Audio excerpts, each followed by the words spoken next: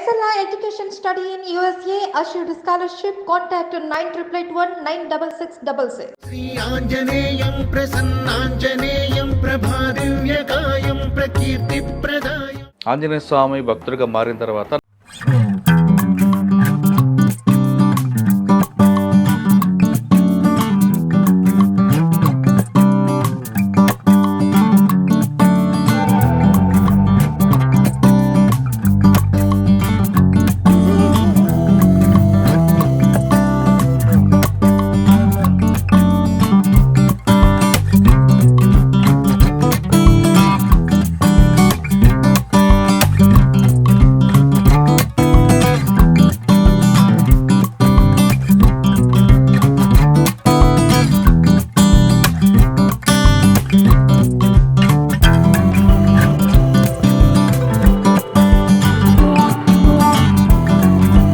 ఉంటారు.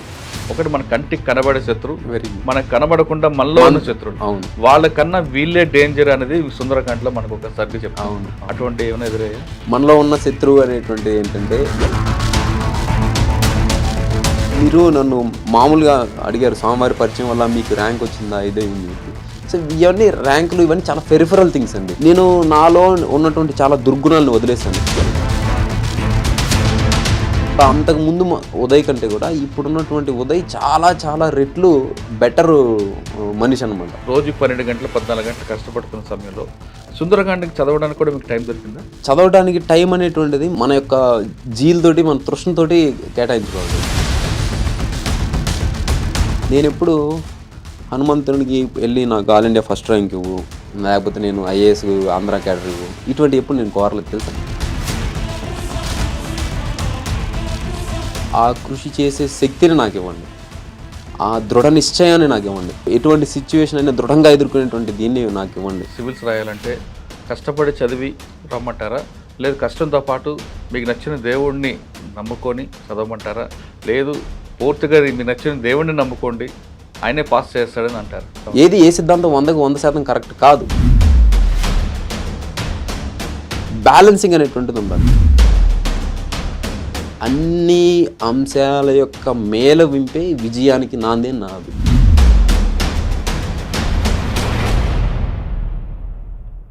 Welcome to I dream. గతంలో ఆయన నాస్తికుడు, ప్రస్తుతం ఆంజనేయ స్వామి భక్తుడు. ఆయన జీవితంలో జరిగిన ఒక సంఘటన ఆయనకి భక్తుడిగా మారే అవకాశం కల్పించింది. సుందరాకాండ పారాయణం చేసిన తర్వాత అతను సివిల్స్ ర్యాంక్ సాధించారు. ఆయనే ఈ వారం మన గెస్ట్. పేరు ఉదయ్ కృష్ణారెడ్డి గారు. యూపీఎస్లో 780 ర్యాంక్ సాధించిన వ్యక్తి. ఆయనకి సుందరకాండ తర్వాత సివిల్స్ సాధించారా, లేదు ఆ అవమానం తర్వాత దాన్ని ఒక బలంగా మార్చుకొని ప్రిపేర్ అయ్యారా, భక్తుడిగా మారాల్సిన అవసరం ఎందుకు వచ్చింది అనే విషయాన్ని ఆయన తెలుసుకుందాం. సార్ నమస్తే. నమస్కారం అండి. మిమ్మల్ని చూస్తుంటే ఒక తమ్ముళ్ళలాగా ఉన్నావు, మీకు నువ్వు అని అనిపిస్తుంది, కానీ ఒక గెస్ట్గా మీకు మీరు అని అనిపిస్తుంది. మీరు ఏ విధంగా కావాలో మీరు కోరుకుంటే ఆ విధంగా పిలుస్తారు. నేను ఎప్పుడు మీలాంటి పెద్దల దగ్గర అయితే తమ్ముడిలాగా ట్రీట్ చేయాలంటే, చిన్నవాడు కాబట్టి మీరు అంటే అది ఆశ తగ్గుతుందని భావిస్తారు కొంతమంది. అందుకు మీకు నువ్వు అంటుంటే అప్పుడప్పుడు దాన్ని మీరు తప్పుగా అనుకోవద్దు, రైట్? ఇప్పుడు మనం గత ఇంటర్వ్యూతో చూసుకుంటే మీరు ఒక మంచి సబ్జెక్ట్ చెప్పారు. ఆంజనేయ స్వామి భక్తుడిగా మారిన తర్వాత నా జీవితాన్నే మార్చిందని. రేపు అంటే హనుమాన్ జయంతి వస్తుంది కాబట్టి ఆ స్వామికి ఒక భక్తుడిగా మీరు ఏమిస్తున్నారు? ఈ ఇంటర్వ్యూ స్టార్ట్ అయ్యే ముందు మా ప్రేక్షకులందరూ కూడా హనుమాన్ జయంతి శుభాకాంక్షలు. శ్రీ ఆంజనేయం ప్రసన్నాంజనేయం ప్రభాదివ్యకాయం ప్రకీర్తి ప్రదాయం. హనుమానుడు అనగానే దానికి శక్తి, దాని యుక్తి, ఆయనకున్న తెలివితేటలు దానికి చెప్పలేం. మీ సంఘటనలో ఒక సీఏ అవమానం పడిన తర్వాత దాన్ని ఒక బలంగా, అవమానాన్ని మీరు చాలామంది దాన్ని కృషించిపోతుంటే మీరు దాన్ని ఒక బలంగా తీసుకుని, ఒక ఆయుధంగా తీసుకుని, దాన్ని ఒక పెట్టుబడిగా మార్చుకొని ముందుకు వెళ్ళారు. దాంతో నాస్తికుడిగా మీరు ఉండే వ్యక్తి ఆంజనేయ స్వామి భక్తుడిగా మారి వచ్చారు. మీరు చెప్తున్న దాంట్లో ఆ రోజు సుందరాకాండ అనే ఘట్టం గురించి చెప్పారు. సుందరాకాండలో 68 ఘట్టాలు. ఆంజనేయ స్వామికి టార్గెట్ సీతమ్మను తీసుకురావడం. ఆయన ఒక మహాసముద్రంలో నిల్చొని ఆయనకంతా శూన్యం కనిపిస్తుంది. ఆ సముద్రాన్ని ఎలా ఈదాలి అనే అంశాలను ఆయనకు అక్కడి నుంచి ఘట్టం స్టార్ట్ అవుతుంది. 68 ఘట్టాల్లో మీ జీవితంలో సుందరకాండ అనేది ఏ ఘట్టంతో ఎక్కువ కనెక్ట్ అయింది? ముందుగా నా ఆశీర్వాదాలు ఇచ్చినటువంటి ఆంజనేయ స్వామికి నేను సదా భక్తుడిని కృతజ్ఞత ఉంటాను. దీన్ని పరిశీలించినట్టయితే ముందు నేను చాలా materialistic, scientific, this rational approach ఇటువంటి వాటిని బిలీవ్ చేస్తూ ఉండేది. నా కాలేజీ ఫౌండేషన్ కూడా అటువంటి దృక్పథంతోనే జరిగిందనమాట. సో స్టూడెంట్ యూనియన్స్ వాటిలో ఉండటము, అదేవిధంగా మా లెక్చరర్స్ కూడా హేతువాదులుగా ఉండేటువంటి విధానం అనమాట. పుట్టి పెరిగినందుకు కమ్యూనిస్ట్ భావాలు. మా నాన్నగారు కూడా లారీ డ్రైవర్ అవటము, సో ఇటువంటి బ్యాక్గ్రౌండ్ నుంచి రావడం వల్ల నాకు ఈ హేతువాదం ఏముంటుంది, దేవుడు ఏమీ లేదు, మొత్తం మన చేతుల్లో ఉంటుంది సో అనేది ఒక భావన దృఢంగా ఉండేది. అదే దృఢత్వంతో నేను ఆ అవమానం జరిగిన తర్వాత నేను అంత శక్తిని కూడా తీసుకొని అన్నీ చేసి ఫస్ట్ అటెంప్ట్ ఇంటర్వ్యూకి వెళ్ళడం ఇట్లాంటివి జరిగినాయి. కానీ నా ఎఫర్ట్స్, నా బిలీఫ్ సిస్టము, నాకున్న రిసోర్సెస్, నా ఎనర్జీ అన్నిటిని ఒక డైరెక్షన్లో పెట్టి నేను ఆ లక్ష్యం కోసం 1 కాదు 2 కాదు 3 సార్లు 4 సంవత్సరాల కాలంలో 3 సార్లు మళ్ళీ బౌన్స్ బ్యాక్ అవటం, లక్ష్యం వైపు వెళ్ళటం అటువంటివి జరుగుతున్నాయి. కానీ సక్సెస్ మాత్రం రావట్లా. దానికి తోడు ఈ సైంటిఫిక్ అప్రోచ్ ఇటువంటివి ఉండటం ద్వారా మనకి ఆ డిప్రెషన్ ఇటువంటి వాటిని మనం సైంటిఫిక్గానే అనలైజ్ చేయడం జరుగుతుంది. ఓకే, డిప్రెషన్ అంటే కొన్ని కెమికల్స్ వస్తాయి, బ్రెయిన్లో ఇది జరుగుతుంది, ఆ ఫంక్షన్ ఈ ఫంక్షన్, ఇదే అప్రోచ్ ఉండేది. కానీ నాకు నా జీవితంలో ఈ ఆంజనేయ స్వామి పరిచయం అనేటువంటిది ఒక యాదృచ్ఛికమైనటువంటి సంఘటనగా జరిగింది. మనకి అశోక్ నగర్లో మనకి లేబర్ కమిషనర్ ఆఫీస్ గారి ఎదురు ఒక ఆంజనేయ స్వామి టెంపుల్ ఉంటుంది, స్వయంభూ ఆంజనేయ స్వామి టెంపుల్. అక్కడ ఏంటంటే అక్కడ ప్రతి గురువారం మండి జరుగుతుంది అనమాట. సో నేను మండికి ఫ్రూట్స్ వెజిటేబుల్స్ అవి కొనుక్కోవడానికి అట్లా వెళ్ళేదన్నమాట. వెళ్ళిన క్రమంలో అక్కడ ఒక వెహికల్ పూజ జరుగుతుంది టెంపుల్ ఎదురుగా. జరుగుతుంటే అక్కడ ఒక అయ్యవారు పూజ చేస్తూ ఉన్నారు. సో నేను అనుకోకుండా ఆయన్ని అట్లా డాష్ కొట్టడం జరిగింది. ఆ క్రౌడ్ ఎక్కువ ఉంటుంది కాబట్టి ఆ క్రమంలో డాష్ కొట్టడంతో సరే ఆయన కొద్దిగా తుల్లి అటు పడబోయారు. నేను పట్టుకున్నా, ఇది చేశాను. ఆయన ఇట్లా చూసి కోప్పడలేదు. ఆయన ఫస్ట్ పడకుండా ఇట్లా చూసి నవ్వారు. నాకు అసలు ఆయనకి పరిచయం లేదు, నేను ఆయనకి పరిచయం లేదు. అందులోనే మనం ఎవరన్నా డాష్ కొట్టో లేదా ఆయనకి పడ్డప్పుడు లేకపోతే ఇట్లా ఉన్నప్పుడు సహజంగా ఎట్లా చూస్తానంటే ఎవర్రా నువ్వు అన్నట్టు చూస్తాం. నేను సారీ అంటే నువ్వు రేపు వచ్చి కనిపించు అని అన్నారు. నేనా అన్నా అంటే నువ్వే అన్నారు. నేను మీకు తెలియదు కదా సార్ అని అంటే లేదు నువ్వు వచ్చి కనిపించు అన్న. కానీ నేను వెళ్ళాలా నెక్స్ట్ రోజు, మనం సర్లే ఆయన ఏదో అన్నట్టు. కానీ తర్వాత మళ్ళా ఇంకొకసారి నేను ఆ ఎదురులో రాజీవ్ స్వీట్స్ అని ఒక గల్లీలో ఉంటుంది అనమాట. సో ఆ స్వీట్స్ దగ్గర పానీపూరి వాటి తినడానికి వెళ్తే మళ్ళీ ఆయన ఎదురు వచ్చారు. అది మళ్ళీ ఇంకొక 1 వీక్ తర్వాత ఎదురు వచ్చి నేను కనిపించమన్నా కదా, రమ్మన్నా. సరే ఏదో పిలిచాడు కదా, సరే పెద్ద ఆయన అని చెప్పి వెళ్ళాను అనమాట. వెళ్తే ఆ రోజు శనివారం. వెళ్ళిన తర్వాత నువ్వు ఒక లక్ష్యం అనుకున్నావు అనుకో, దానికి కష్టపడుతున్నావు అనుకో, దానికి వెళ్ళే మార్గం కూడా నీకు అనుకూలించాలి. సో నీ నమ్మకం కూడా అనుకూలించాలి. ఏదో నువ్వు దాంతో ఇబ్బంది పడుతున్నట్లుగా నాకు అనిపించింది. నీకు ఒకటి చెప్తా, ఇక్కడ హనుమాన్ టెంపుల్ ఉంది కదా, ఈ స్వామి అత్యంత దరిద్రులను కూడా ఆయన శరణు వేడి కోరినప్పుడు ముందుకి తీసుకెళ్ళడం జరిగింది అని చెప్పి అక్కడ అదే టెంపుల్లో రాజ్యలక్ష్మి మేడం గారిని ఒక ఆమె ఉండేవాళ్ళు. ఆమె ఏంటంటే వాస్తవంగా వాళ్ళ గోత్రం ప్రకారం వాళ్ళు రావణాసురుడికి సంబంధించినటువంటి గోత్రం అనమాట. ఆమె తర్వాత కాలంలో నాకు ఆమె స్టోరీ కూడా చెప్పారు.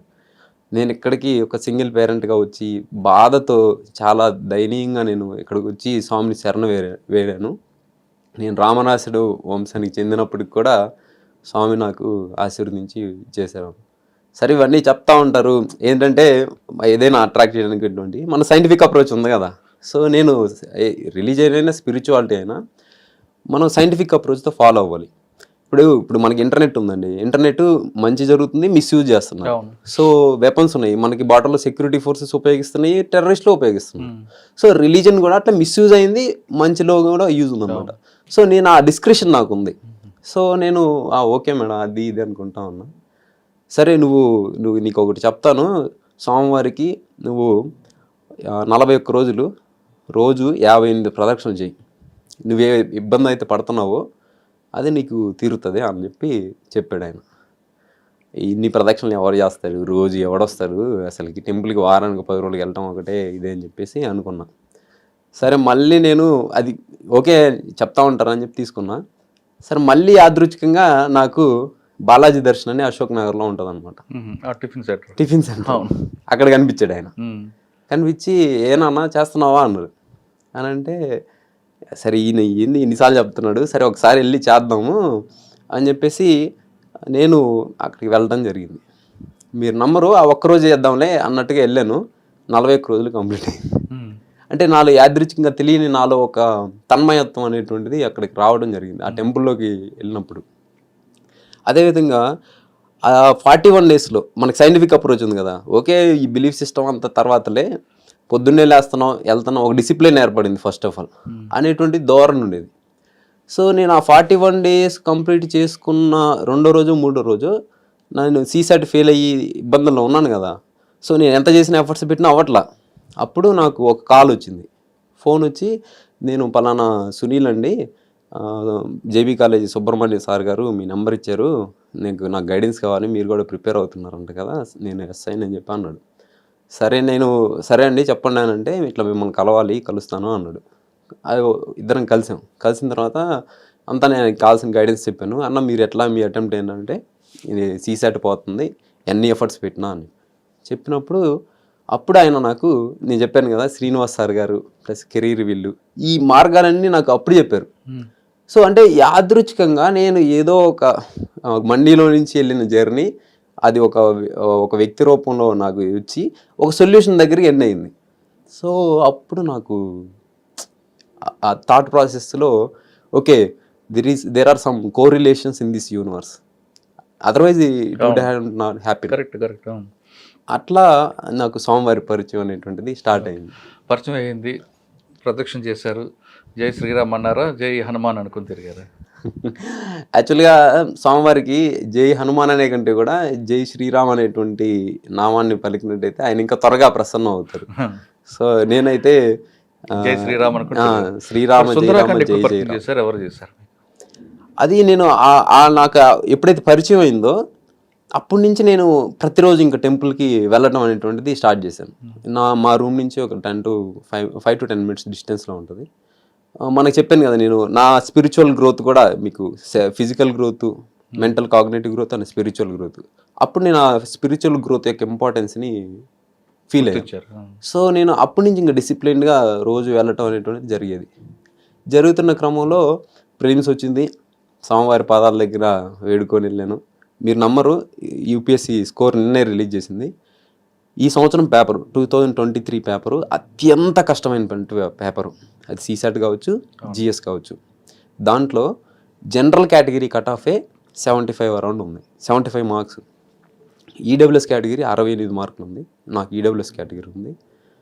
మీరు నమ్మరు, హనుమాన్ యొక్క ఆశీస్సులతోటి 106 మార్క్స్, నాకు అరౌండ్ 30 మార్క్స్ పైన వచ్చాయి కట్ ఆఫ్ కంటే. సీసాట్ ఎప్పుడు నాకు మ్యాథ్స్లో మీరు నంబర్ నేను చెప్తే 10th క్లాస్లో కూడా నేను మ్యాథ్స్ కొన్ని బట్టి వెళ్ళిపోయేవాడిని. అంటే మన సోషల్ సైన్స్ ఇవి చదువుతాం కదా, అంటే ఆ మ్యాథ్స్ అంత వీక్ ఉండేది. కొన్ని క్వశ్చన్స్ అట్లే పట్టేసి వెళ్ళి మళ్ళీ గుర్తు తెచ్చుకొని రాసేది, ప్లస్ మైనస్ కూడా పోకుండా. సో నేను అంత వీక్ ఉన్న మ్యాథ్స్ తర్వాత రీగెయిన్ అయ్యి స్ట్రెంగ్త్ని బిల్డప్ చేసుకుని ఈ సంవత్సరం నా ఫ్రెండ్స్ కొంతమంది IIT Bombay, top most IIT in India, so దాంట్లో చదివిన వాళ్ళు కూడా సీసాట్లో ఫెయిల్ అయ్యారు. కానీ I easily got through with comfortable score 86 marks. Super. So అంటే మీరు ఈ కోరిలేషన్స్ అని యాదృచ్ఛికం అంటారా? అనలేము. అంటే కోరిలేషన్స్ అని 1ో 2ో అయితే జరగచ్చు యాదృచ్ఛికంగా. ఒకే మనిషి పదే కనిపించడం, మనం ఒక ఉపాసన అనేటువంటిది, సాధన అనేటువంటి చేసిన తర్వాత అది ఎండ్ అయిన తర్వాత మనకి ఇటువంటి పరిచయాలు జరగటం, దాంట్లోనూ కష్టమైనటువంటి దాంట్లో మనం ఈజీ దాంట్లో పాస్ అయ్యామంటే సరేలే ఫ్లూక్లో వెళ్ళిపోయాం అనుకోవచ్చు. బట్ కష్టమైన దాంట్లో విత్ కంఫర్టబుల్ మార్జిన్ పాస్ అవటం. సో ఇవన్నీ మనం కానీ చూసుకున్నట్లయితే ఖచ్చితంగా ఆ హనుమాన్ సాధారణంగా మీరు అన్నట్లుగా గ్రామీణ ప్రాంతాలు పుట్టి తెలుగు మీడియంలో చదివి ఈ స్థాయికి రావడం అనేది అంత ఆషామాషి వ్యవహారం కాదు. అంటే మీ కష్టానికి స్వామి ఆశీస్సులు ఉన్నాయి కాబట్టి మీరు ఈజీగా వచ్చినట్లు. అవును. సుందరకాండలో విషయం తీసుకుంటే, సుందరకాండలో 68 ఘట్టాల్లో మీకు ఏ ఘట్టం బాగా కనెక్ట్ అయింది? ఆయన చాలా విషయాలు చెప్తుంటారు. అవును. ఒక మనిషి ప్రయాణం వెళ్తున్నప్పుడు అందులో ఫెయిల్ అయితే నిరాశ చెందకుండా వెళ్ళమని ఒక ఘట్టం చెప్తుంది. ఫస్ట్ ఘట్టంలో సముద్రం దాటడం ఎలా అన్న విషయంలో ఒక ఘట్టం అర్థం చూపిస్తుంది. తర్వాత అక్కడికి వెళ్ళిన తర్వాత రాక్షసులు ఎదురైనప్పుడు ఆయనకి మించిన శక్తి ఉన్న వాళ్ళతో ఎలా యుద్ధం చేయాలని నేర్పుతుంది ఒక ఘట్టం. సీతమ్మను చూడకుండా మండోదరి చూసినప్పుడు, సీతమ్మ అనుకొని వెళ్ళినప్పుడు అక్కడ ఒక ఘట్టం, అక్కడ ఇలా రకరకాలు కనిపిస్తుంటాయి. మీకు బాగా ఈ లైఫ్లో, మీ జర్నీలో మీకు బాగా కనెక్ట్ అయిన ఘట్టం? నేను ఈ 68 సర్గలు, ఘట్టాల కంటే కూడా సర్గలు అంటారు అట్లా. అవును. సో ఈ 68 సర్గల్ని నేను పారాయణం చేయడం జరిగింది. సో దాంతోపాటు హనుమాన్ కార్యసిద్ధి హోమంలో కూడా నేను పాల్గొనడం జరిగింది. అయితే ఈ 68 ఘట్టాల్లో సర్గల్లో కూడా నాకు మొట్టమొదటి సర్గ ఏదైతే ఉంటుందో అప్పుడు అది నాకు బాగా కనెక్ట్ అయింది. సముద్రం ముందు నిల్చొని స్వామి చూస్తుంటారు. అంటే ఎక్కడికి సైన్యం అనేటువంటిది అక్కడికి వెళ్ళినప్పుడు ఎవరు వెళ్ళాలి, ఈ సముద్రాన్ని ఎవరు దాటాలి క్వశ్చన్ వస్తుంది. వచ్చినప్పుడు మిగతా వానర సైన్యం లేకపోతే మంది మాగతులు అందరూ ఉంటారు రాముడికి ఆ సైన్యంలో భాగంగా. లేదు మన హనుమంతుడు వెళ్తాడు అని చెప్పి అంటారు. ఆయనకి ఏంటంటే ఒక విధానం, ఒక శాపం అనేటు ఉంటుంది. ఆయనకున్న శక్తిని మర్చిపోతారు. సో ఆయన మళ్ళీ గుర్తు చేస్తే గుర్తొస్తాయి అనమాట. అనుకుంటాడు ఇంత పెద్ద సముద్రము ఎవరు దాటగలుగుతారు, నేను దాటగలుగుతానా ఇది అదిగా అని చెప్పి ఆయన సంశయంలో ఉంటాడు. సో ఇటువంటి సంశయాన్ని నేను ఎదుర్కోవటం అనేటువంటిది ఇప్పుడు రిజైన్ చేసిన తర్వాత ఎదుర్కొన్నారా? రిజైన్ చేసిన తర్వాత వచ్చాను, ఢిల్లీ వెళ్ళానని చెప్పాను కదా. అక్కడ నాకు కొన్ని టాపిక్స్ అర్థమవుతున్నాయి కొన్ని, కానీ నేను ఆ ఇంగ్లీష్ని నా ఫుల్లెస్ట్ ఎక్స్టెన్స్లో ఎక్స్ప్రెస్ చేయలేకపోతున్నా. అక్కడ మహాపత్ర గారని ఫస్ట్ సోషియాలజీ ఆప్షన్ తోటి కోచింగ్ తీసుకోవాలనుకున్నాను. డాక్టర్ మహాపత్ర గారి దగ్గరికి నేను ఇంగ్లీష్ ఒకటి రాసి తీసుకెళ్ళా. బట్ నాకున్న థాట్స్ అన్నీ వస్తున్నాయి, కానీ నేను అది రాయాలంటే ఆల్మోస్ట్ నేను 1 అవర్ తీసుకుంటున్నాను 2 పేజీలు రాయాలంటే. సో అక్కడేమో 3 గంటల్లో 50 పేజీలు రాయాలి. సో ఆయన నుండి ఇట్లా ఎంతసేపు రాసేవన్నాను, 1 అవర్ రాసాను సార్. ఇది ఇట్లా అయితే కుదరదు, నువ్వు ఇంప్రూవ్ అవ్వాల్సిందే, నువ్వు పోటీ పడాల్సిందే. So there is no exception for this అని చెప్పాను. అప్పుడు నాకు ఏంటి ఇక్కడ అంతమంది వస్తున్నారు, వీళ్ళందరినీ ఎట్లా దాటగలను, తర్వాత ఇది చేయాలి అనేటువంటిది. దాని తర్వాత కూడా ఫస్ట్ అటెంప్ట్ సెకండ్ అటెంప్ట్ కంటే కూడా థర్డ్ అటెంప్ట్లో నేను సీసాట్ ఫెయిల్ అయిపోయి ఎప్పుడైతే నాకు 32 మార్క్స్ 34 మార్క్స్ వచ్చాయో అప్పుడు అసలు పూర్తిగా నిస్తేజానికి నైరాస్యానికి గురైపోయాను అనమాట. సో ఆ విధంగా గురైపోయిన తర్వాత అప్పుడు నేను ఈ సీసాట్ అనేటువంటి మహాసముద్రాన్ని దాటగలనా లేదా అనేటువంటి డౌట్ రావటం జరిగింది. తర్వాత ఆయనకి గుర్తు చేస్తారు కదా, నువ్వు ఇంత శక్తివంతుడివి, అంత బలవంతుడివి, ఈ విధంగా నీకు చేయగలవు, నువ్వు ఆ విధంగా చేయగలవు అన్నప్పుడు అప్పుడు నాకు సునీల్ పరిచయం అయ్యి, అన్నా మీరు ఫస్ట్ అటెంప్ట్లోనే అక్కడ దాకా వెళ్ళారంటే మీరు సీసాట్ పాస్ అయితే, అంటే ఈ సముద్రాన్ని దాటితే మీరు లక్ష్యాన్ని చేరిపోతారు. సో దానికి ఈ విధంగా చేయాలి, ఆ విధంగా చేయాలి, మీరు రూరల్ ఏరియా నుంచి వచ్చారు, తల్లిదండ్రులు లేకపోయినా ఇట్లా ఇంత దూరం వచ్చారు కాబట్టి ఇది మీరు చేయగలరు, ఇది ఈ విధంగా చేయండి అని చెప్పి ఆ మార్గాన్ని చేయడం జరిగింది. అంటే మీకు మొదటిసారిగా అక్కడ అదరైంది. తర్వాత సముద్రం దాటి వెళ్ళారు, సీసాట్ పాస్ అయ్యాను, మెయిన్స్కి వచ్చారు. మెయిన్ సీతమ్మని మీరు వెతుక్కుంటూ వెళ్ళారు. సీతమ్మ కాను అనుకుని మండోదరికి వెళ్ళారు. అప్పుడేమో అది ఎదురైంది. అప్పుడు ఆ మండోదరి అనేటువంటి మండోదరిని చూస్తారు ముందు హనుమంతుడు. చూసి ఆ సీతమ్మ అనుకొని అది ఒకటి ఉంటుంది, వాళ్ళ ముచ్చుట్టి గంతులు పెట్టి అని ఉంటుంది ఒకటి అనమాట, ఒక రామారావు గారు పాడిన పాటలో. అబ్బా అయిపోయింది, ఇంకా సీసాట్ కొట్టేశాను, ఇంకా లాస్ట్ టైం ఇంటర్వ్యూకి వెళ్ళా కదా, ఈసారి ఎస్ఐ ఇవన్నీ బాగా కూడా చేసేస్తాను అన్నట్టు ఉండేది. కానీ ఫీవర్ వచ్చింది. మెయిన్స్ జరిగినప్పుడు నాకు ఆల్మోస్ట్ 12 days ఫీవర్ వచ్చింది అనమాట. అరే నేను హనుమంతునిలాగా బాగా ఇదయ్యాను, సంతోషపడ్డాను, నాకు ఇబ్బంది అయింది. సో సిలబస్ వెనకబడిపోయింది. ఇది ఆ టైంలో నాకు శ్వేత అని మా ఫ్రెండ్ ఒక ఆమె, మా మెండా వెంకటేష్ అని ఒక అన్న ఉన్నారు, వాళ్ళ ద్వారా నాకు ఆమె పరిచయం అవటం జరిగింది. సో ఆమె కూడా పిఎస్ఐఆర్. సో నా వర్క్ ఉంది కదా ఈ ఫీవర్ వచ్చిన టైంలో, ఆ వర్క్ అంతా ఆమె అసైన్ చేసేసి చేయటం జరిగింది. సో ఆమె నాకు చాలా ఓపిక్గా, ఆమె ఎగ్జామ్ అన్నంత ఇదిగా నాకు మొత్తం క్లాసెస్ అన్ని చూసి విని రాసి ఇవ్వటం జరిగింది. సో అంటే ఆ అమితమైనటువంటి ఆనందం ఏదైతుందో అది తగ్గిపోయి మళ్ళీ నార్మల్ స్థితికి రావటం జరిగింది అన్నమాట. ఓకే. తర్వాత లంకలో తిరుగుతుంటారు. ఆ లంకలో స్వామి ఏం చేస్తారంటే అన్ని తిరిగి రావణాసుడికి సంబంధించిన మందిరాలు, బంగారం అన్ని చూసినప్పుడే అనిపించింది. అవును, విశ్వకర్మ సృష్టించిన ఈ లంకా నగరాన్ని చూసి ఆయన మెస్మరైజ్ అయిపోతారు. సో ఆ విశ్వకర్మ సృష్టించినటువంటి ఈ నగరం అంతా ఈ విధంగా ఉంది, ఇక్కడికి వచ్చిన రాముడు కానీ లక్ష్మణుడు కానీ జయించలేరేమో అంటారు. తర్వాత నాకు మన తెలుగు మీడియం రాయటం కదా నేను, సో ఇంగ్లీష్ మీడియం వాళ్ళు ఫాస్ట్గా రాసేస్తారు. కానీ తెలుగు మీడియం వాళ్ళకి ప్రతి లెటర్కి మనం పెన్నుని లిఫ్ట్ చేయాల్సి ఉంటుంది. ఆ అని రాసామనుకోండి, ఆకి తర్వాత ఆంధ్ర రాస్తే మళ్ళీ దానికి, ప్రదేశ్ అని రాస్తే ప్రదేశ్కి, ఇట్లా ప్రతి దానికి వాళ్ళు కర్సివ్ రైటింగ్ రాసేస్తారు. ఇప్పుడు ఛాలెంజింగ్ ఏంటంటే 50 పేజీలని 3 అవర్స్లో రాయటం. అందులో నేను 2019 అటెంప్ట్లో 110 మార్కులు వదిలిపెట్టేసి వచ్చా. అదే నా ఫెయిల్యూర్కి ఒక రీజన్ 2019 అటెంప్ట్లో. సో ఇప్పుడు 50 పేజీలని 3 అవర్స్లో ఎలా రాయాలి? సో ఈ విశ్వకర్మ సృష్టించిన అంతరా సుందరమైనటువంటిదే సివిల్ సర్వీస్. సో ఈ బలోపేతమైన సుందరమైనటువంటి దీన్ని ఎలా జయించాలి?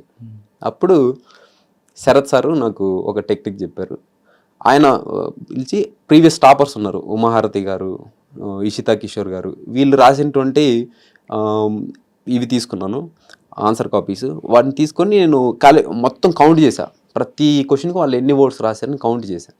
కౌంట్ చేసి ఆ కౌంట్లో వాళ్ళ మొత్తంలో వాళ్ళు 3000 అరౌండ్ వర్డ్స్ రాస్తున్నారు, 3200. ఉమాహారతి గారు 3300 వర్డ్స్ ఏమో రాస్తున్నారు. మీరు నంబరు 3800 వర్డ్స్ రాస్తున్నా 3 అవర్స్లో, కానీ క్వశ్చన్స్ వదిలిపెడుతున్నా. అంటే రాయాల్సిన దానికంటే కూడా అంటే నా సామర్థ్యం ఎక్కువ ఉంది, కానీ నేను దాన్ని సఫిషియెంట్గా ప్రాపర్గా ప్లానింగ్తో ఉపయోగించట్లా. సో మళ్ళీ హనుమంతుడి గారికి రాముని యొక్క పరాక్రమం, తర్వాత లక్ష్మణుని యొక్క ధీరత్వం, విధేయత, ఇవన్నీ గుర్తొస్తాయి. వీళ్ళు అవలేలకు చేయిస్తారులా అంటారు. సో నేను దాన్ని అనలైజ్ చేసుకున్న తర్వాత నాకు ఆ విధమైనటువంటి ఆలోచన వచ్చింది. ఓకే, హనుమాన్ లంకకు వెళ్ళే సమయంలో రాక్షసుడితో యుద్ధాలు జరుగుతాయి. అవును. స్వామి ఒక దశలో చిన్న వైపే రాక్షసుని నోట్లోంచి వస్తాడు. అవును. అంటే ఒక దగ్గర తాటగా అవుతారు. తాటకత యుద్ధం చేసేటప్పుడు ఆయన అందరిని మింగేస్తున్నాడు కాబట్టి ఆయన కోరిక తీర్చడానికి చిన్నగా వైపు లోపలికి వెళ్ళి మరి బయటకు వస్తాయి. ఆ ఘట్టంతో మీకు లింక్ ఉందా? ఆ ఘట్టంతో లింక్ అని అంటే మా నాన్నమ్మ గారు అండి. సో ఆమె ఏంటంటే అప్పటికి నేను ఇంటికి వెళ్ళేసి 7 months ఏమైంది. సో ఫోన్ చేసి దిగులు పడతా ఉన్నారనమాట. దిగులు పడతా ఉన్న క్రమంలో నాని అంటే నన్ను ఉదయ్ అంటారు ఇంటి దగ్గర, నాని అంటారు. రే నాని, నాకు దిగులుగా ఉంది, బాగలేదు, చిన్నవాడు ఉన్నాడు కానీ వాడు నన్ను పట్టించుకోవట్లేదు, అది ఇది అని చెప్పి నాకు ఫోన్ చేసి ఇంకా మొరపెట్టుకుంది. నాకేంటంటే కొద్దిగా మాకు చిన్నప్పటి నుంచి సాకిందే ఆమె. సో ఓకే, మనం ఇంత పెద్ద కార్యాన్ని తీసుకున్నాం, వెళ్తున్నాం, ఇచ్చేయాలి. సో ఎమోషనల్స్ అనేటువంటి ఒక తాటకిలాగా వస్తాయి. సో మనం ఏం చేయాలి?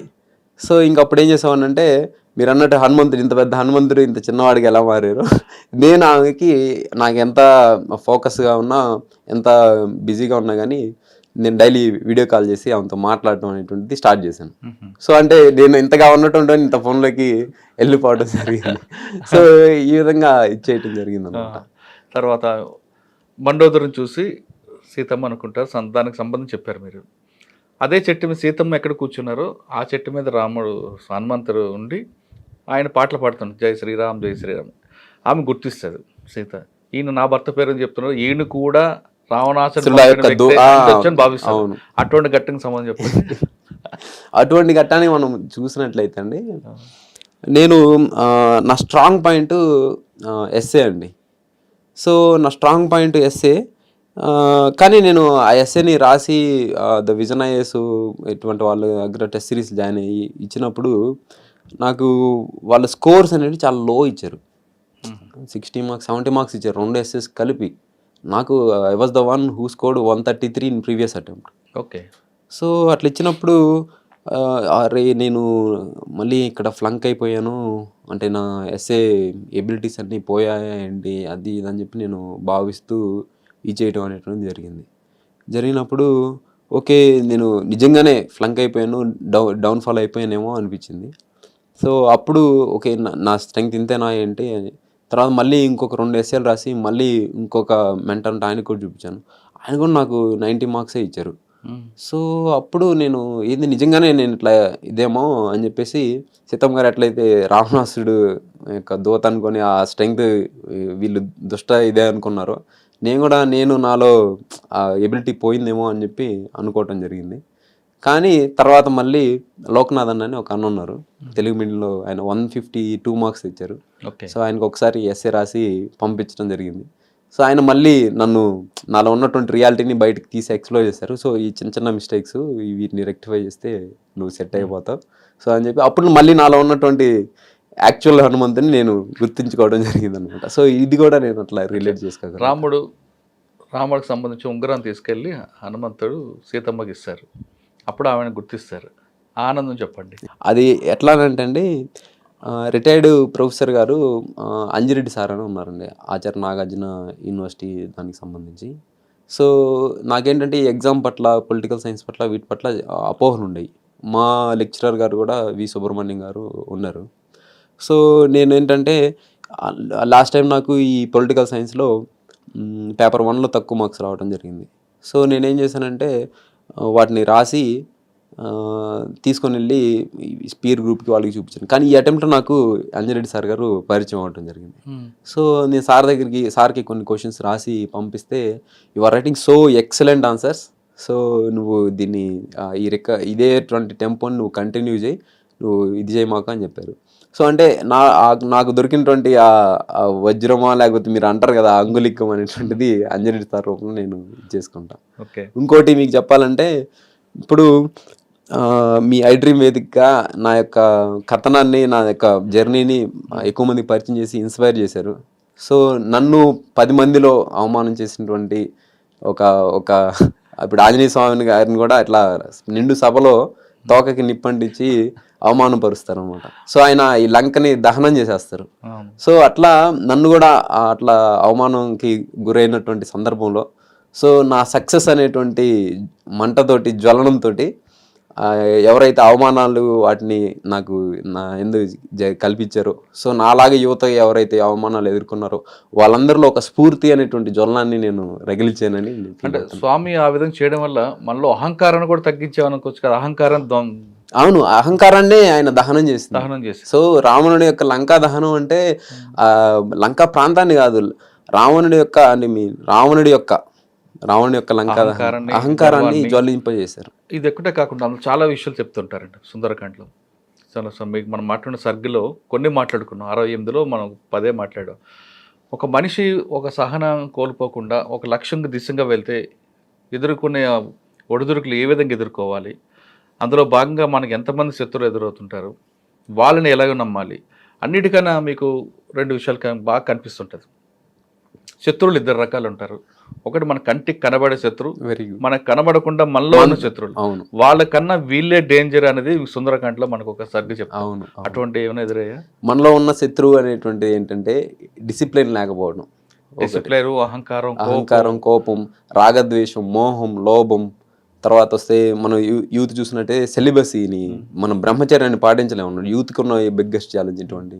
సో ఇటువంటి వాటన్నిటిని మీరు నన్ను మామూలుగా అడిగారు, స్వామివారి పరిచయం వల్ల మీకు ర్యాంక్ వచ్చిందా ఇదే అని చెప్పి. సో ఇవన్నీ ర్యాంకులు, ఇవన్నీ చాలా పెరిఫరల్ థింగ్స్ అండి, చాలా చిన్న పెరిఫరల్ థింగ్స్. అన్నిటికంటే కూడా నేను నాలో ఉన్నటువంటి చాలా దుర్గుణాలను వదిలేశాను, చాలా ఇండిసిప్లిన్ అనేటువంటి వాటిని వదిలేశాను. నేను అంతకు ముందు ఉదయ్ కంటే కూడా ఇప్పుడున్నటువంటి ఉదయ్ చాలా రెట్లు బెటర్ మనిషి అనమాట.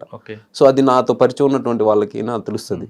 సో నాతోటి ఒక 2-3 ఇయర్స్ అంటే ఒక 5 ఇయర్స్ నుంచి కొంతమంది కాంటాక్ట్లు లేరు. వాళ్ళు నాకు కాల్ చేసి, I have seen so much maturity and your thoughts and expressions, these all things అని చెప్పారు.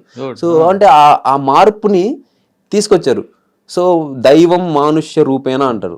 సో అలా నాలో ఉన్నటువంటి దైవత్వాన్ని నేను ఈ సుందరకాండ పారాయణం, హనుమంతుని యొక్క మార్గంలో వెళ్ళటం ద్వారా నేను ఆవిష్కృతం చేసుకోగలిగా. ఇవన్నీ చిన్న థింగ్స్ అండి, మనం సాధించటం లేకపోతే రిజల్ట్స్ ఇంకోవటం చిన్న థింగ్స్. కానీ మనం మనిషిగా మారటం అనేటువంటిది, ఇంకా మూర్తిమత్వాన్ని, మన పర్సనాలిటీని ఇంప్రూవ్ చేసుకోవడం అనేటువంటిది అల్టిమేట్ విజయం. 68 సర్గలో మీకు బాగా నచ్చింది, మీ మనసుకు హత్తుకుపోయిన ఒకటి చెప్పండి. ఒకే ఒక డైలాగ్ ఉంటుందండి. అంటే హనుమంతుడు ఇంక నుంచి లంగనం తీసుకొని ఇక పైకి ఎగిరేటప్పుడు, వెళ్తున్నా వీలైతే సీతమ్మ మాత జాడని తీసుకొస్తా, లేకపోతే లంకను మొత్తమే తీసుకొస్తా అంటాడు. సో అది నాకు బాగా నచ్చుతుంది అన్నమాట. ఏ విధంగా అంటే, ఉద్యోగం వదిలిపెట్టాను, ఇంట్లో పేరెంట్స్ మా నాయనమ్మకి వాళ్ళకి తెలీదు. సో వెళ్తున్నా, వెళ్ళి ఏదో ఒక ప్రభుత్వ ఉద్యోగం కొట్టుకొని ఈ జాబ్ను వదిలేసుకొని పోయాను. సో ఇది కాకపోయినా నాకు ఇంకో జాబ్ బతకడానికి అయితే ఏదో ఒక మార్గం ఉంది, కానీ సివిల్స్ అనే లంకను మాత్రం లేపుకొని వస్తా అని చెప్పి అది బాగా కనెక్ట్ అయింది. సో సీతమ్మ మాత జాడనే కాదు, సో లంకనే నేను తీసుకొని వచ్చినంత ఆనందంగా ఇప్పుడు ఉంది. So correct. ఇంకా మీ ఇలాంటి వాళ్ళు కానిస్టేబుల్ కానీ అందరూ కూడా మిమ్మల్ని చూసి ఇంకా రెడీ అవుతున్నారు. అవును. సరే, మీరు సివిల్ సర్వీస్లో ఒక దేవుడిని నమ్ముకోకుండా మీరు కష్టపడి చదివారు. చాలా బుక్స్ ఉన్నాయి అందులో. మీరు ఆంథ్రోపాలజీగా తీసుకున్నారు, పొలిటికల్ సైన్స్ తీసుకున్నారు, కొంతమంది ఆంథ్రోపాలజీ, కొంత పబ్లిక్ అడ్మిషన్స్, రకరకాల ఆప్షన్ తీసుకుంటారు. ఆ బుక్స్ చదువుతూనే రోజుకి 12 గంటలు 14 గంటలు కష్టపడుతున్న సమయంలో సుందరకాండకి చదవడానికి కూడా మీకు టైం దొరికిందా? సుందరకాండ చదవడానికి టైం అనేటువంటిది మనం మన యొక్క జీలతోటి మన తృష్ణతోటి కేటాయించుకోవాలి. మీకు చూసినట్టయితే అంతకుముందు అటెంప్ట్స్ వరకు నాకు కాస్త డిప్రెషనో లేకపోతే బోర్ కొట్టడమో ఇటువంటి రిలాక్స్ అవ్వాలనుకున్నప్పుడు నేను ఏం చేసేదంటే కొన్ని మ్యూజిక్, తెలుగు మ్యూజిక్, కానీ కొన్ని వెస్ట్రన్ మ్యూజిక్స్లో జోకర్ బ్యాక్గ్రౌండ్ ఇటువంటి మ్యూజిక్స్ ఇటువంటి వాటిని వింటూ ఉండేది. సో రాక్ మ్యూజిక్ ఇటువంటి వింటూ ఉండేది. సో అవి వింటూ ఉన్నప్పుడు అదొక రకమైనటువంటి రిలీఫ్ ఉండేది. కానీ నేను ఒకటి చెప్తాను చూడండి, school children singing Hanuman Chalisa అని ఒకటి ఉంటుంది, యూట్యూబ్లో కొడితే వస్తుంది. అసలు అది వినండి, మీలో ఉన్నటువంటి డిప్రెషన్ కావచ్చు, యాంగ్జైటీ కావచ్చు, స్ట్రెస్ కావచ్చు పోయి అసలు ఎంతో మాధురమైనటువంటి మానసిక తన్మయత్వం వస్తుంది. దీన్ని ఒక రిలీజియస్ సాంగ్గా కూడా కాదు, ఒక మామూలుగా ఒక సాహిత్యంలాగా వినండి. అసలు ఎంత తన్మయం వస్తుందో అది మీరు ఒకసారి మీ ఇంటర్వ్యూ అయిన తర్వాత మీరు వింటే అసలు ఆ తన్మయత్వం అనేది మీకు చెప్పలేనంత తన్మయత్వం. మీరు సుందరకాండని ఒక రోల్ మోడల్గా తీసుకుని, ఒక గైడ్గా తీసుకుని ఫాలో అయ్యారు. చాలామంది కూడా అదేవిధంగా వాళ్ళకి నచ్చిన మతస్థుల్లో కానీ వాళ్ళకి నచ్చిన దేవుళ్ళు కానీ చదువుకుంటే ఇదే స్కోర్ వస్తుంది అంటారా? చాలా మంచి క్వశ్చన్ అడిగారండి. So I really appreciate for this question. ఏంటంటే మతం అనేటువంటిది, రిలీజన్ అనేటువంటిది చాలా చిన్నదండి, సబ్సెట్. స్పిరిచువాలిటీ అనేటువంటిది చాలా పెద్దది. స్పిరిచువాలిటీ అనేటువంటిది ఏంటంటే మనం హార్మోనియస్గా, పీస్ఫుల్గా, కంపోజ్డ్గా ఉండటానికి, అదేవిధంగా మన ద్వారా సమాజం శాంతియుతంగా, కంపోజిట్గా ఉండటం అనేటువంటిది. సో ఆ సింక్రనైజేషన్ కోసం స్పిరిచువాలిటీ అండి. సో ఈ స్పిరిచువాలిటీ యొక్క లక్ష్యాన్ని మనం సాధించడానికి విభిన్నమైనటువంటి మార్గాలు. సో నేను ఒక మార్గం ఎంచుకున్నాను, మిగతా వాళ్ళు వాళ్ళ యొక్క మార్గాల్ని ఎంచుకొని ముందుకెళ్తూ ఉంటారు. అయితే నేను ఎప్పుడు హనుమంతునికి వెళ్ళి నాకు ఆల్ ఇండియా ఫస్ట్ ర్యాంక్ ఇవ్వు, లేకపోతే నేను ఐఏఎస్ ఆంధ్ర క్యాడర్ ఇవ్వు, ఇటువంటి ఎప్పుడు నేను కోరలేదు తెలుసా. నేను వెళ్ళి ఒక లక్ష్యాన్ని పెట్టుకున్నాను, దీనికి నా శక్తుల నాకున్నటువంటి మెంటల్ ఎబిలిటీ కావచ్చు, ఫిజికల్ ఎబిలిటీస్ కావచ్చు, అన్ని ఎబిలిటీస్ పరంగా సంకల్పంతో పాటుగా నేను కృషి చేస్తాను. ఆ కృషి చేసే శక్తిని నాకు ఇవ్వండి, ఆ దృఢ నిశ్చయాన్ని నాకు ఇవ్వండి, నేను ఎటువంటి సిచ్యువేషన్ అయినా దృఢంగా ఎదుర్కొనేటువంటి దీన్ని నాకు ఇవ్వండి, ఆ బలాన్ని ఇవ్వండి, ఆ మనోనిబ్బరాన్ని ఇవ్వండి. సో దానికోసం అహర్నిశలు కృషి చేసేటువంటి ఆ పటుత్వాన్ని, ఆ యొక్క క్రమశిక్షణ నాకు ఇవ్వండి. సో ఇటువంటి వాటిని నేను కోరుకున్నా. సో అందుకనే నాకు ఈ హనుమంతుడు గారు నాకు ఇది చేయటం జరిగింది. మిగతా వాళ్ళు కూడా మనం ఏం పని చేయకుండా, మీ ఒక దీపం ఉంటుంది గాల్లో పెడతారు, కొంతమంది అది చెప్తున్నా, గాల్లో దీపం పెడతారు, దేవుడా నువ్వే దిక్కు అంటూ, లేదని నాకు సివిల్స్ రావాలి, నాకు ఐపీఎస్ క్యాడర్ కావాలి, ఐఏఎస్ క్యాడర్ కావాలి, అది కూడా నేటివ్ ప్లేస్ల క్యాడర్ కావాలి, ఒకవేళ నువ్వు ఆ విధంగా చేస్తే నీకు ఆకు తమలపాకు పూజ చేయిస్తాను, లేదా వడమాల చేయిస్తాను మొక్కునే భక్తులు కూడా ఉంటారు. అటువంటి వాళ్ళకి మీరు సమాధానం చెప్తారు? ఇప్పుడు మీరు అన్నట్టు కరెక్టే, ఆ దీపం అనేటువంటిది పెట్టాలి, దాన్ని వెలిగించి దాన్ని గాల్లో పెట్టి మనం మొక్కుంటే అవుతుందా అని. అది దేంట్లో అయినా ఇప్పుడు ఆ దీపం అనేది పెట్టడానికి ఒక వేదిక కావాలా, ఆ దీపం అనేటువంటిది తయారు చేయడానికి ఒక ప్రమిది కావాలా, దాంట్లో ఒత్తులు కావాలా, దాంట్లో నూనె కావాలా, అన్నిటికంటే ఇంపార్టెంట్ జ్వలనం.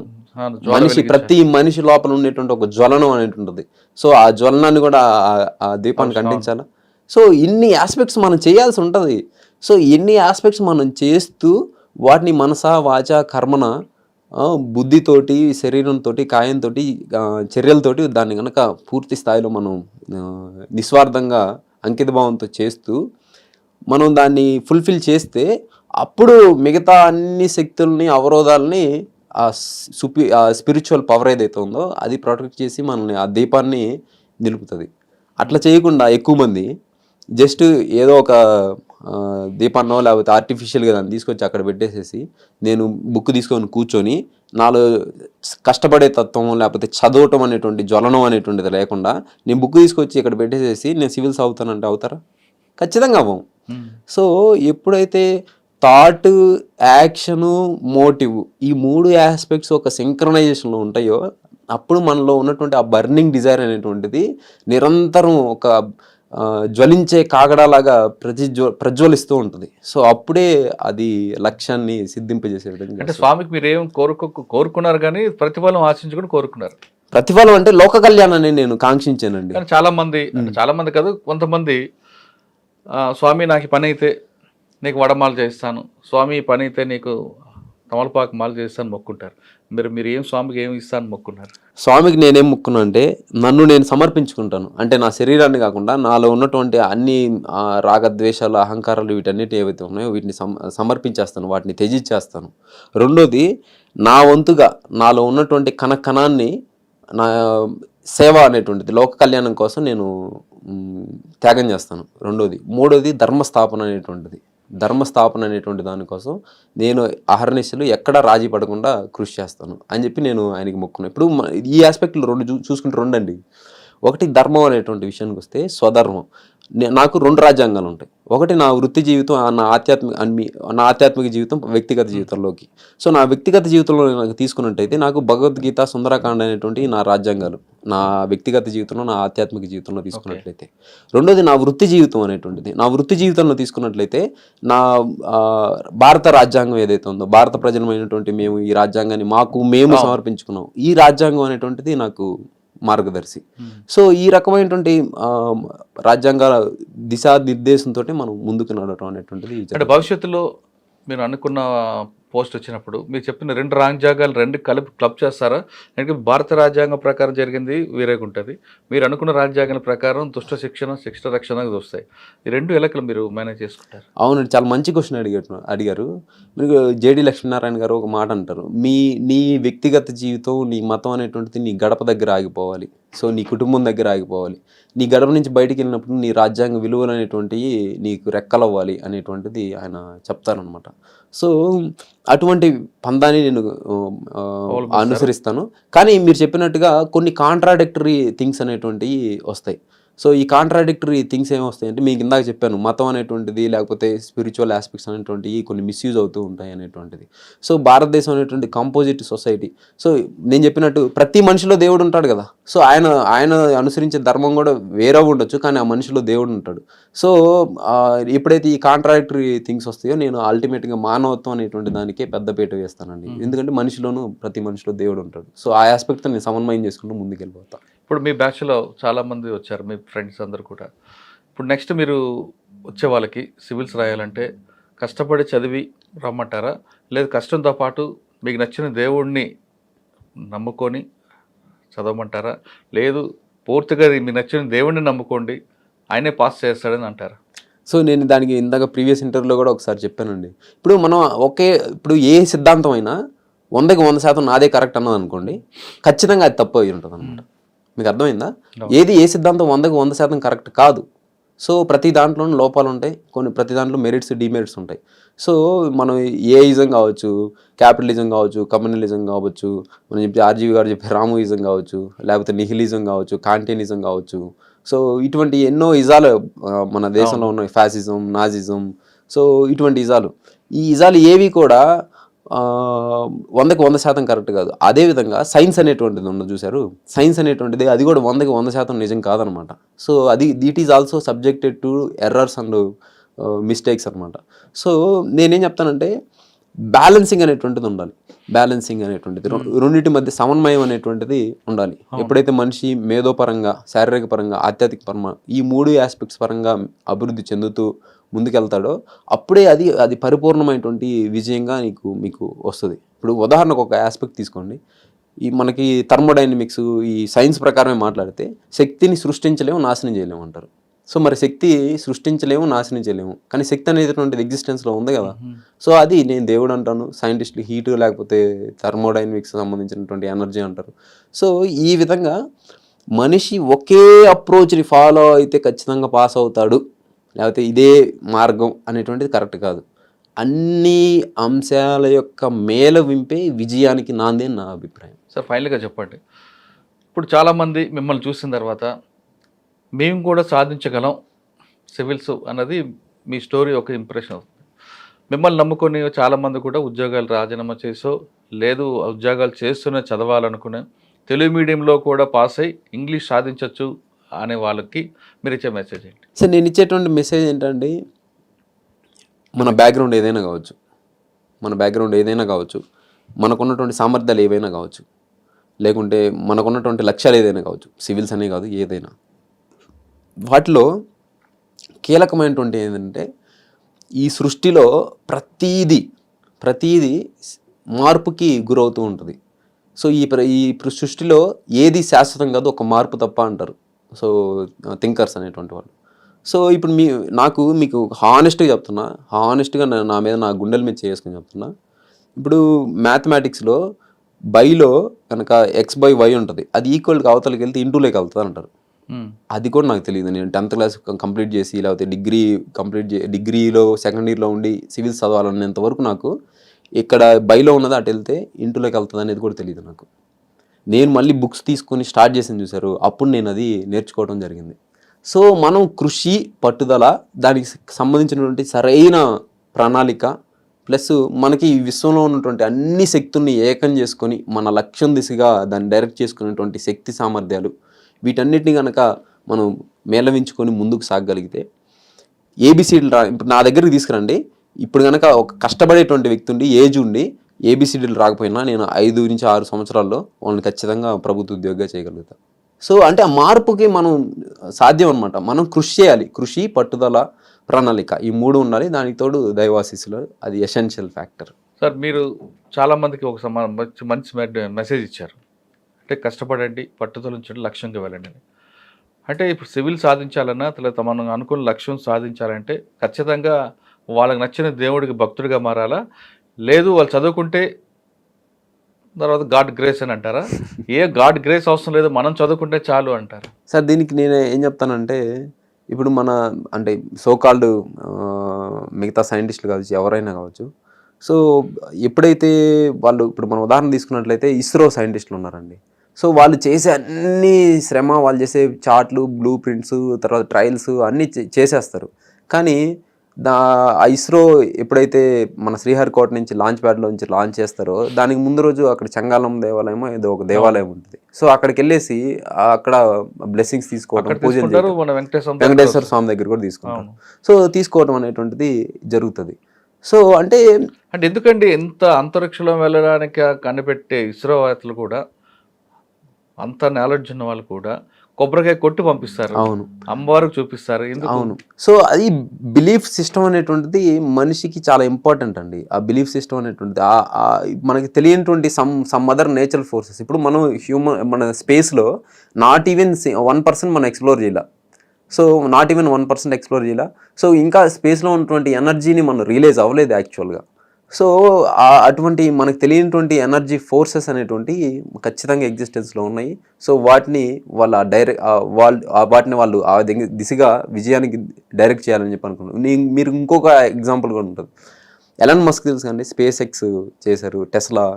సో ఆయన చాలా రేషనలిస్టు, సైంటిఫిక్ అప్రోచ్ ఉంటారు.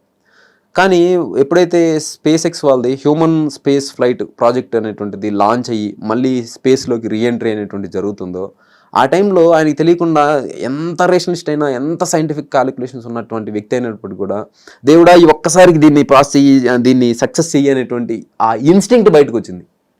మీకు ఎంత ఇదైనా కానీ ఆ లోపల నుంచి సమ్ అదర్ నేచురల్ ఫోర్సెస్ కూడా మనకి అకామిడేట్ చేస్తున్నాయి అనేటువంటి ఇన్స్టింక్ట్, నేచురల్ ఇన్స్టింక్ట్ అది. సో ఆయనే మళ్ళీ నేను బిలీవర్ అది ఇది అని చెప్పలా. సో దేవుడు ఈ ఒక్కసారికి దీన్ని సక్సెస్ చెయ్యి అనేటువంటి ఇన్స్టింక్ట్.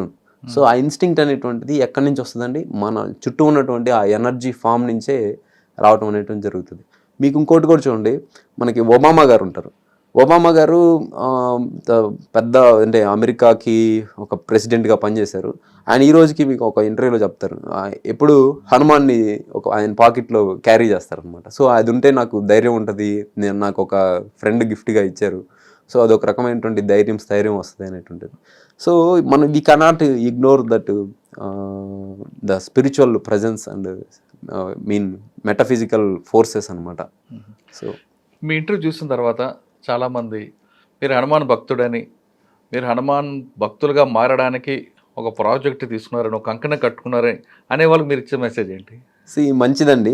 మనం ఏ పని చేస్తున్నా కానీ రెండు ఉంటాయి పబ్లిక్ లైఫ్ లో. అంటే దేవుళ్ళు కూడా ఉన్నాయి కదండి, మిగతా దేవుళ్ళు సంఘాలు ఉన్నాయి కాబట్టి కేవలం హనుమంతుడినే ప్రొజెక్ట్ చేస్తున్నారు అని మిగతా భక్తులు మిగతా వాళ్ళు కూడా హనుమంతుడు చాలీసా చేయాలి, హనుమంతుడు భక్తుగా మారిపోవాలి అని ఉదయకృష్ణ ప్రొజెక్ట్ చేస్తున్నారు అనే వాళ్ళకి మీరు చెప్పారు. అవును, కరెక్ట్ క్వశ్చన్ అడిగారు. మనం పబ్లిక్ లైఫ్ లో మన ఒపీనియన్ ఒక దాన్ని ఎక్స్ప్రెస్ చేస్తున్నప్పుడు మనం ఏదైతే మన ఒపీనియన్ ఎక్స్ప్రెస్ చేస్తామో దాన్ని అప్రిషియేట్ చేసే వాళ్ళని మనం తీసుకోగలగాలి, క్రిటిసైజ్ చేసే వాళ్ళని తీసుకోగలగాలి. That is what public life and మనం హనుమంతుడిని మీరు దానికి చెప్తున్నా అండి.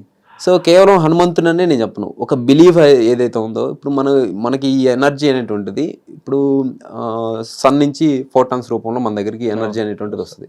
సో మనం ఈ ఫోటాన్స్ ఈ కాన్సెప్ట్స్ అన్ని తెలియక ముందు మనం సూర్యదేవుని ఆరాధించాం, సో మన ప్రకృతిని ఆరాధించాం. సో అంటే వీటన్నిటిని కూడా మనం కృతజ్ఞత భావంతో ఉన్నాం. ప్లస్ మనం చూస్తామండి, మొబైల్ ఉంటుంది, లేకుంటే రేడియో ఉంటుంది.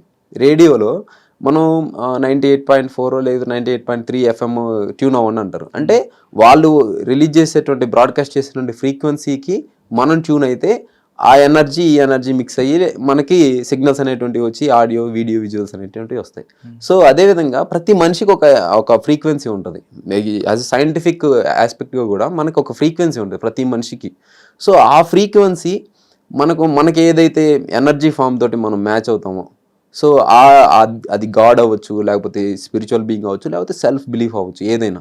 సో ఆ స్పిరిచువల్ ఎనర్జీ తోటి మనం సింక్ అయినప్పుడు ఆ ఎనర్జీ ట్రాన్సిషన్ అనేటువంటిది జరుగుతుంది. కొంతమంది హేతువాదులు ఉంటారు, దేవుడు లేరు అని అంటారు. సో వాళ్ళ లైఫ్స్ కూడా బాగున్నాయి, కానీ వాళ్ళు ఏ రకమైనటువంటి విధానం వల్ల బాగున్నారు? సో వాళ్ళే నమ్మారు, తన మనిషిలో ఉన్నటువంటి శక్తుల్ని యుక్తుల్ని నమ్మి వాళ్ళు ఆ ఫ్రీక్వెన్సీతో ముందు వర్క్ చేసుకుంటూ ముందుకెళ్ళారు. సో నేను ఆ ఆస్పెక్ట్ చేసినప్పటికి కూడా నా ఫ్రీక్వెన్సీ ప్రకారం నేను ముందుకెళ్ళాలంటే నాకు some other form of energy అనేటువంటిది అవసరం అవుతుంది. సో నేను అదే చెప్తా, కేవలం హనుమంతుడే కాదు, వాళ్ళకి నచ్చిన దేవుళ్ళని నమ్మాలంటే. వాళ్ళు నచ్చినటువంటి కొంతమంది పనియే దైవం ఉంటుందండి. నేనున్నాను, మార్నింగ్ లేస్తాను. మీరు మార్నింగ్ లేసి నాకు జన్మనిచ్చినటువంటి తల్లిదండ్రులకి, నన్ను పెంచి పెద్ద చేసినటువంటి మా నాయనమ్మకి, అదేవిధంగా నాకు విద్య చెప్పినటువంటి నా గురువులకి, అదేవిధంగా నాకు చుట్టూ ఈ విధమైనటువంటి సహకారాన్ని లేచిన దగ్గర నుంచి నిద్రపోయేంత వరకు సహకారం అందించే నా చుట్టుపక్కల ఉన్నటువంటి వాతావరణానికి, ప్రజలకి, వాళ్ళందరికీ నేను కృతజ్ఞత చెప్పుకుంటూ స్టార్ట్ చేస్తాను. సో నా దృష్టిలో తల్లి, తండ్రి, గురువు, దైవం అండి. సో అల్టిమేట్ చివరి స్థానం దైవానికి ఇచ్చారు. తల్లి, తండ్రి, గురువు వీళ్ళందరూ కూడా దైవాలే. సో వీళ్ళందరూ కూడా మనం ఎప్పుడైతే రెస్పెక్ట్ దైవాన్ని ప్రపంచాన్ని పరిచించే తల్లిదండ్రులు కాబట్టి ముందు వాళ్ళని మీరు స్మరించుకుంటాను. ప్రతిరోజు నేను ఆ స్మరించడం అనేటువంటిది జరుగుతుంది. కానీ నేను ఇది లేట్గా రియలైజ్ అయ్యా. తల్లి, తండ్రి, గురువు వాళ్ళని రియలైజ్ అయ్యాను, నన్ను నేను రియలైజ్ అయ్యాను. చివరిలో ఆ దైవం అనేటువంటి ఆస్పెక్ట్ ని లేట్గా రియలైజ్ అయ్యాను. సో అది నేను చెప్పేది. ఎవరికైనా అది డాక్టర్స్ ఏమంటారు, ప్లాసిబో ఎఫెక్ట్ అంటారు. సో అది ఒక అనిర్వచనీయమైనటువంటి భావన అండి, ఆ స్పిరిచువల్ ఎనర్జీ అనేటువంటిది. అది ఎనర్జీ సాధన చేసినటువంటి వాళ్ళకే అర్థమవుతుంది. ప్రతి మనిషి లక్ష్యం సాధించాలంటే కృషి, పట్టుదల, ప్రణాళిక ఈ 3 అంశాల మీద ఎక్కువగా దృష్టి ఫోకస్ పెడితే ఖచ్చితంగా అనుకున్న లక్ష్యాన్ని చేరుకుంటారు. ఈ 3 పెడితే దేవుడు కూడా మేము కాపాడుతారు. కానీ ఈ 3 పెట్టకుండా దేవుడా నువ్వే నా దిక్కు అంటే మాత్రం ఎవరు ఏం చేయలేరంటూ ఉదయకృష్ణారెడ్డి గారు చెప్తున్నారు. ఆయన దేవుణ్ణి మొక్కున్నారు, నమ్మారు. కానీ ఆయన కోరుకుంది తన వ్యక్తి కోసం కాకుండా అందరూ బాగుండాలి, అందులో నేనుండాలి అనే నానుడితో వెళ్ళారు. కాబట్టి ఆయనకి హనుమానుడు ఖచ్చితంగా సహకరించారు. సుందరాకాండకి అతను సాధించిన సివిల్ ర్యాంక్కి 2 సింక్ అయ్యాయి. కాబట్టి ఆయన సుందరాకాండ చదివి అదే రోజు పారాయణ పూర్తయిన రోజే ఆయనకి ర్యాంక్ వచ్చింది. ఇది ఉదయకృష్ణారెడ్డి గారితో ఎక్సలెంట్ ఇంటర్వ్యూ. మరో అంశాల్లో మళ్ళీ కలుద్దాం. అంతవరకు నమస్తే. థ్యాంక్ యూ అండి. నమస్తే అందరికీ. హనుమాన్ జయంతి శుభాకాంక్షలు. జై హనుమాన్, జై శ్రీరామ్. జై శ్రీరామ్.